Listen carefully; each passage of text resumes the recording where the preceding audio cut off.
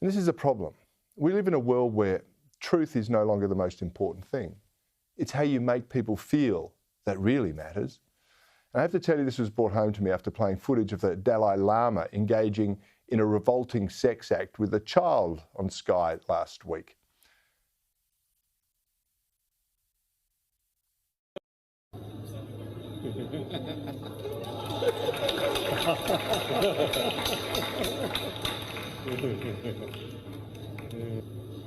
Edsa, my tongue.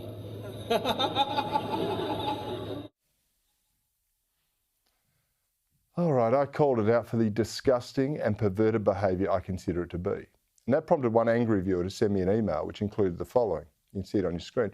Your view on His Holiness the Dalai Lama greatly hurt me, as well as my family's feelings.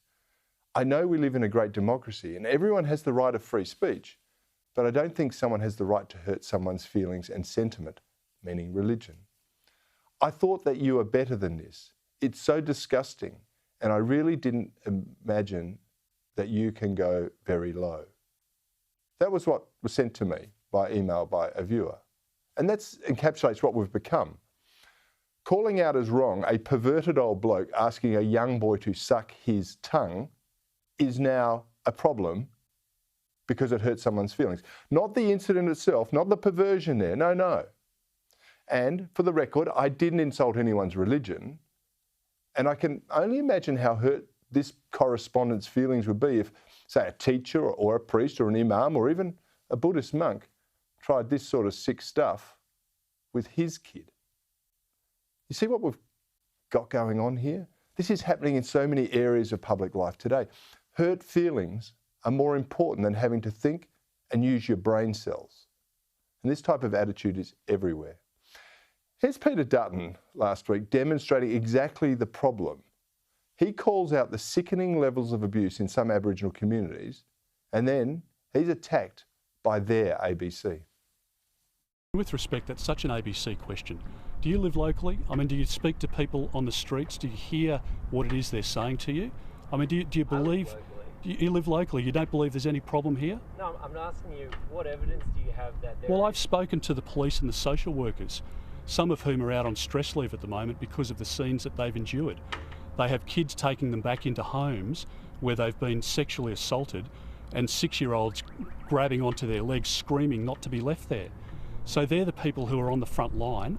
I don't know what the academics are saying. I don't know what the bureaucrats are saying. I can tell you, though, what the human experience is on the front line. And if the ABC and others don't see fit to report that, then frankly I think it reflects more on the ABC than it does on the locals here. And I don't think you're doing your job if you're denying the reality of the circumstances on the ground.